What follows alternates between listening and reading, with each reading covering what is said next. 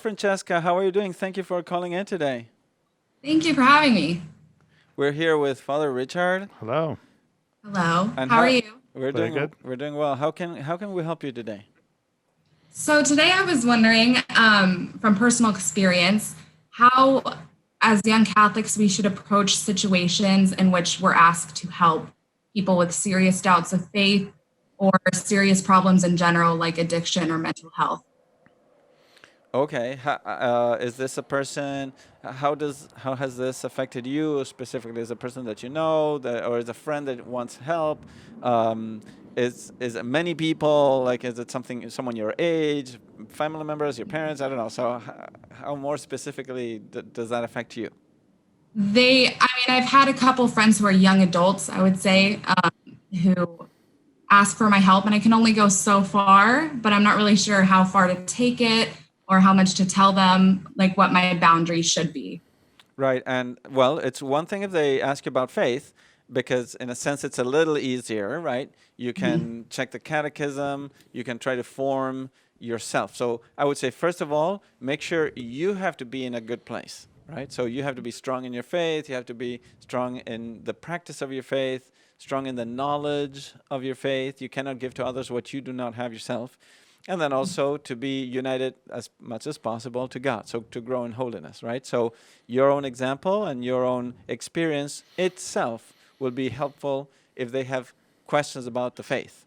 Now, if they have concerns about addictions and they're into drinking or drugs, that's a little bit more difficult because you can only help so much, and you can encourage them, talk to them, but it's very important not to allow yourself to be dragged down by their problems and get stuck in there. Yeah. I think that the idea of healthy boundaries is, very important, and so we um, we are called to help others as long as it's not in our own spiritual detriment, right? So, Hmm. like there are some people that are so needy Hmm. that, especially if they are hurt, that they are gonna absorb you completely, and then you lose your peace and stuff.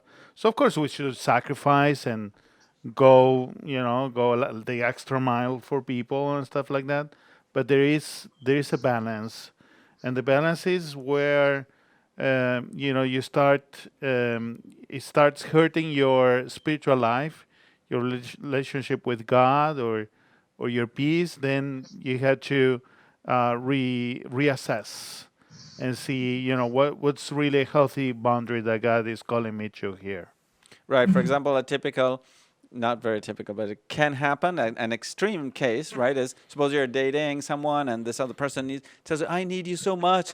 If you break up, I will kill myself." Okay, well, that clearly Yeah. is beyond the boundaries. Red So, flag. right, you definitely shouldn't be dating that person, or help them and ease yourself out of that relationship, because it's not helpful to anybody, not to him nor to you. He needs someone else to help them. So, and if it's something spiritual also, it can be an addiction, but it's from a spiritual point of view, like a sin or a vice. You can also lead them to a priest, right? So you're not alone. You're not the only one. So if it's a psychological thing, you can encourage them to talk to their parents, to an adult or someone else, A or counselor. a counselor, a psychologist. And if it's a spiritual thing, you should go to a priest. I know a great priest. Father Richard can talk to you, or someone that can help them through confession or spiritual direction, at least to start coming out of that. Yes, it's very helpful. Thank you. Well, I hope that can be also good for you for your future relationships, and thank you very much for sharing this concern, because it's a concern we all have and many people share. Mhm. Good. Well, thank you again for having me. Thank you. God bless you, Francesca. Thank you for calling in Thank you. today.